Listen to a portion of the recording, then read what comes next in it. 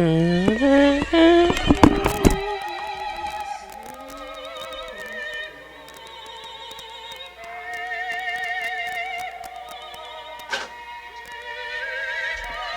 what?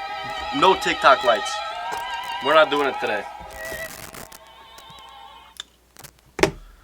It's Mozart, so I won't get copy struck. It's fine.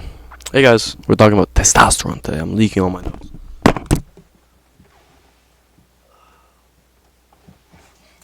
I'm gonna immediately follow it with a video about ecdysterone. Cause I just did a bunch of research on ecdysterone. Kinda wanna try it. We'll see. So, testosterone. What's testosterone? Oh, what is testosterone? How do you not know? Okay, sorry, that's kinda mean. It's just like common knowledge, I would assume. Anyways, sorry. Testosterone is like the chemical that makes you a man, right? So it spikes during puberty. It gives you facial hair, jawline, deeper voice, just overall body hair. It's found in men and women, right? So like, let's say you have 100 hormone points, right? And estrogen is the woman version of testosterone, so it makes you have boobs and voice. That's gonna be like, you're gonna have a lower voice if you're high in testosterone as a woman. Or if you're high in estrogen as a man, you're gonna start to develop boobs and have a high voice, have a no jawline, be more fatty, right? So, let's say you have 100 points, right? Because testosterone and estrogen can't coexist. It's not that they can't coexist, but rather you can't be high in estrogen and testosterone. So like, you have 100 points, right? Let's say 80 of them are testosterone, 20 are estrogen. Or you're a woman and you have 60 testosterone, 40 estrogen. That's very high in estrogen, right? And obviously it's not actually 100 points. It's like a lot more than that. But like, that's the idea, right? So like, if I'm a man and I'm fat, so I have high estrogen, I'm not going to have testosterone at the same time, okay? You get the point. Cool. Testosterone is what spikes muscle growth, so like people that take steroids, that's what ups their testosterone. That's what I'm going to talk about, ecdysterone. But like when people shoot testosterone into their shoulders and shit, it ups their their free test, right? And then therefore it makes them grow bigger because more testosterone, whatever. Okay. So, 3 different things to be measured with testosterone. First, free test. Most biologically active, readily available for tissues and cells. Also does protein synthesis, muscle growth, and mood, and it affects your mood, such as your sleep, energy levels, and libido, cognitive function, and confidence. Bound testosterone. Yeah, I should probably put this down so you can see me. Regulates your levels of testosterone, ensures that there's a supply, transports testosterone when needed, regulates the ratio of free to bound testosterone, keeping the equilibrium. So it's like your storage, you could imagine, right? So like, let's say you need more testosterone in your arms, whatever. The bound testosterone is gonna shoot the free test over and then make more, right? It's gonna be regulating the levels, where it's going, all this stuff. Cool. Total testosterone, literally exactly as it sounds. So, what impacts levels of testosterone? This is going to be the main point of the video. Your mood. So, cortisol, the stress hormone, has an adverse relationship with testosterone. The higher the cortisol, the lower the testosterone. Dopamine is tied to testosterone because dopamine is tied to cortisol, right? It's kind of like how I explained, you have 100 points. Same thing with cortisol and dopamine, right? You have 100 points of dopamine or cortisol. If you're really stressed out, you're going to be lower in dopamine. If you're really happy, you're going to be lower in cortisol, right? Dopamine is tied. More dopamine is more testosterone by stimulating production in the pituitary gland. People with depression and anxiety have low testosterone in comparison to those without. And like I said, guys, it's going to affect your energy levels, right? So you're high in testosterone, you're going to be high in energy as well. You're low in cortisol, you're going to be high in testosterone, right? And vice versa, whatever, blah, blah, blah. Because if you're really stressed out, your energy levels are going to be lower, right? You're going to do something for 2 hours. Oh, I'm done. I'm exhausted, right? Versus you're high in dopamine. I could do this for fucking 9 hours, bro. Go gamble for 20 hours. Because dopamine isn't like, people talk, dopamine is the happy chemical. No, dopamine is pleasure. Dopamine is like, I'm drunk. I'm fucking really high in dopamine, right? I'm having sex, I'm really high in dopamine, versus like, wow, this is a beautiful mountain. That's more like serotonin, right? You just joy, overall happy sensation, right? But like, yeah, spiking your dopamine is going to spike your serotonin as well. Your diet, what's going to up testosterone? Proteins such as lean meats, fish, eggs, dairy, nuts, and legumes.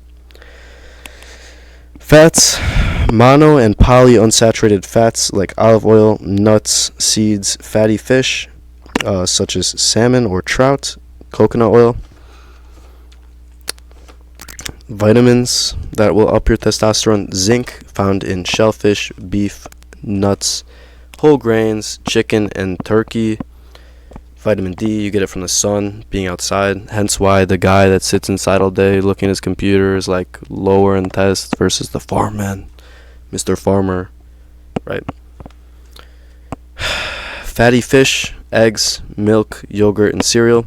Vitamin C, found in citrus fruits, oranges, lemons, limes. Broccoli, kiwi, and strawberries are all high in vitamin C. Things that are going to lower your test in your diet: excessive alcohol, high sugar and carbohydrate intakes, and soy. Soy is key. It's like, this is why the whole soy boy thing exists, guys. This is like the origins of it all, is that soy has a compound in it that's like the precursor to estrogen in your body. You eat a lot of soy, it's going to up your estrogen levels. That's really what it comes down to. That's why like the soy milk guy is like a pussy on the online realm. That's why they say that. And then these are the bad fats. I wanted to differentiate this, but I just didn't earlier when I was talking about fats. Is that there's good fats and bad fats, right? So like processed fats that you're eating, those are bad. Those are gonna hurt everything. But there's plenty of good fats as well. Okay. So trans fats are bad fats. So fried food, processed snacks, and baked goods are all high in trans fats. And then a low calorie and low fat diet is going to hurt your test. You need enough calories to build it, and not having enough fat is just going to hurt you a lot. So above 9 hours and below 7 hours are both going to lower your testosterone. Between 7 to 9, though, that's key for your test. It's amazing. Right? Hence why you feel really good those days. You know what I'm saying? Like, you get 7 or 8 hours, bro. Amazing. Versus, like, if I sleep 10 hours, I feel like shit. The next day, I'm like, fuck, I feel like groggy and stuff. My energy levels are low. My cortisol's high. Everything's... whatever. Poor sleep quality also lowers your testosterone. Hence why the dad is snoring, the alarm's going off, there's a burglar in the house. Wake up, wake up! You know, and then that's why also women, I've heard this, women sleep at like 80% alertness and men sleep at like 10%, and I think that's a testosterone thing. Right, like all the time girls will be sleeping and she can, have you ever had a girlfriend who like texts you when she wakes up and then immediately goes back to sleep, and it's like, how the fuck did you just do that? It's because like they don't need to be at a low level of alertness, and that's why insomnia is like a lot more common with men. Right, because you need to be at a really low level of alertness, and then if you have high cortisol, whatever, blah blah blah, your brain's running all the time. It's being alert because your brain is running, right? It's to be unalert if you're just, you know. Anyways, consistent sleep schedule and good circadian rhythm increases your test, and REM sleep is key for producing testosterone. Sex and arousal temporarily spike your testosterone, and this is why I never made this connection. This is why edging is like looks maxing. You know how people make that joke? You know what edging is? Edging is like you're like beating your shit, but then you don't nut. Like you just don't let it happen. I guess I don't know. It's fucking weird, bro. Like that's really weird shit to do. That's pleasure, dopamine. That's not joy. You don't fucking experience joy from that. And then after the ejaculation, your test goes down, right? And I'll show a chart about that in a minute. Frequent ejaculation lowers your testosterone. Retention boosts your testosterone. Retention of ejaculation. But then it falls off after 7 or 8 days. So I put this chart in here. Look. So like that spike, that's day 7 and 8. And so it's starting where the numbers are on the so on this side where the numbers are, this is day 0 of retention, and then it goes whoop whoop 7 8, then it goes down from where it was before you were retaining it all. And I was talking to my friend about that, dude. The sensation that you get on day 7 is like, what the fuck? It's like absolutely insane, bro. The amount of testosterone flowing through here, like, you know, you feel like Giga Chad. I don't know how to explain it, bro. It's so fucking weird. If you never do this too, like, I didn't try this for so long. I tried it and I was like, yo, what the fuck? What have I been missing out on this entire time? It's amazing, bro. Okay. Sunlight exposure increases your testosterone. Lower levels are found of testosterone during the summer and winter than the spring, or during the winter and fall.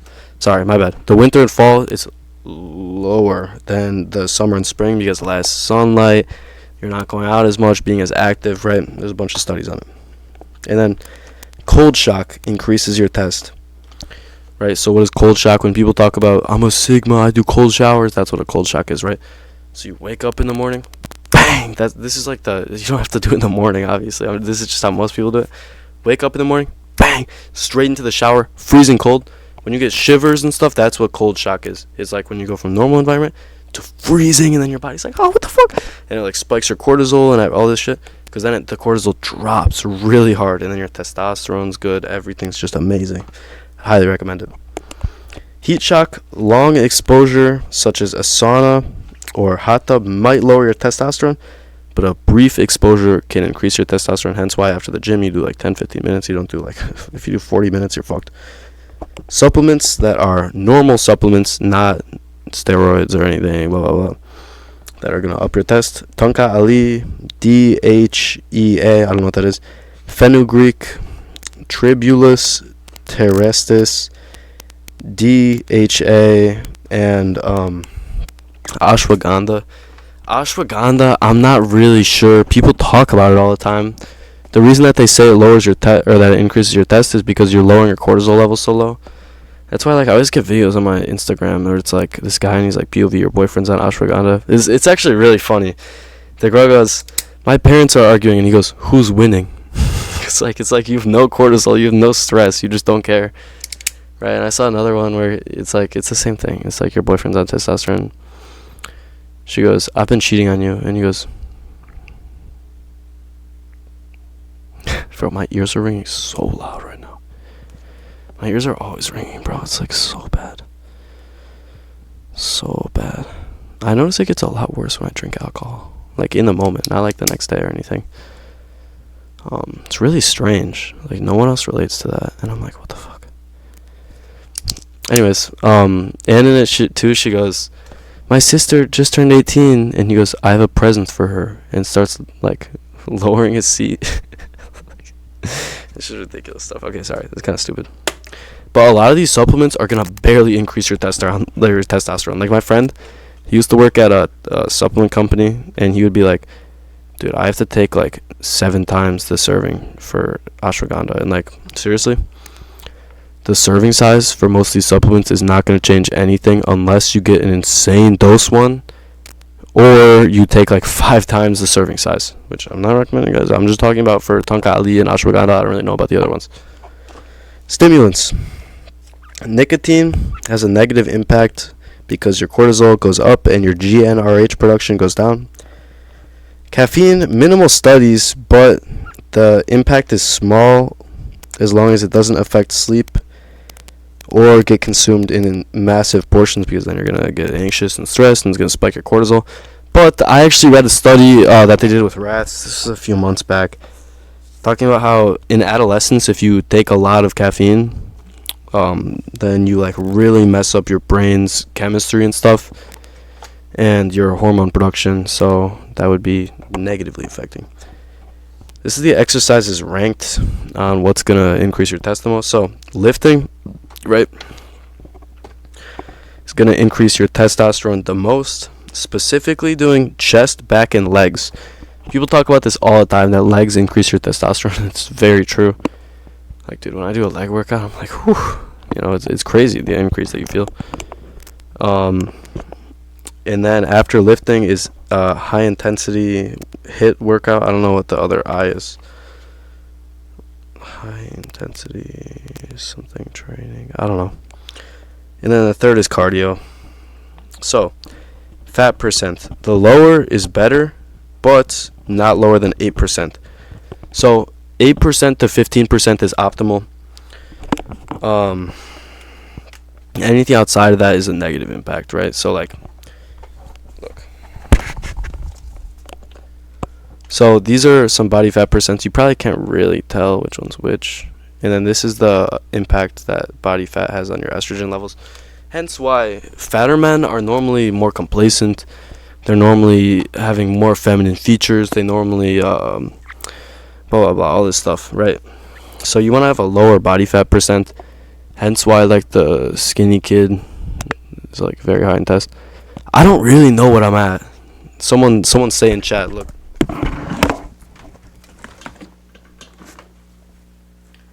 You see me? Look, I'm like this.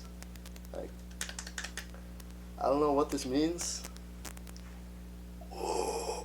Okay, sorry.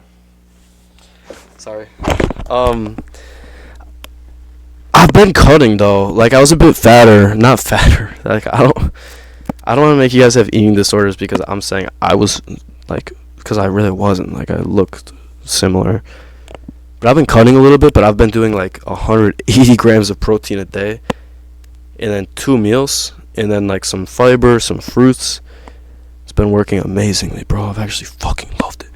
But I just heard some guy say that you should do 2 grams of protein for every pound of body weight, and I'm like, what the fuck, 2 grams? Bro, you want me to do more? Like, it's tough out here, bro. I be scooping 60 grams of protein at a time, and then I just eat like 2 medium-sized meals, nothing too massive. Like, I don't really eat until I'm fully full, but like I eat until I'm full. Yeah, but always go in the sun, and grounding increases your test, according to Andrew Huberman, which he's a smart guy. I'd listen to him. So yeah, that's it. So don't fucking consider doing anything until you max all this shit out. I just took these notes like a few weeks back, and I was like, I should share them, right? Honestly, the body fat percent is a huge change. So like 8 to 15, optimal. When you get above 20, you're really increasing your estrogen levels, and then when you get way higher, it's like really bad. And plus, like, lowering your body fat is just everything's better, bro. Literally everything's better. Like, it's fucking crazy. Like, my energy levels are amazing right now, bro. I feel so good. And it's like, what the fuck? You think that eating less food? And also, like, when you're in a hungry state, I talked about this in one of my videos, I don't remember which one. When you're in a kind of hungry state, you don't let shit slide. Like, you're like, I fucking need to do this work, versus like when you're full, you're complacent. It's evolutionary psychology, right? If you're having sex with a girl, then you're going to be more complacent. When you're fulfilling any biological desire, then you're telling yourself, we're in a good place, we're chilling, right? And that's like not good. Anyways, that's all. I've tried Tonga Ali, Long Jack Tonka Ali, and I actually liked it a lot. Like, I felt great. I felt really good, actually. Like, I want to get back on it. It was really good. Yeah. That's all. God bless.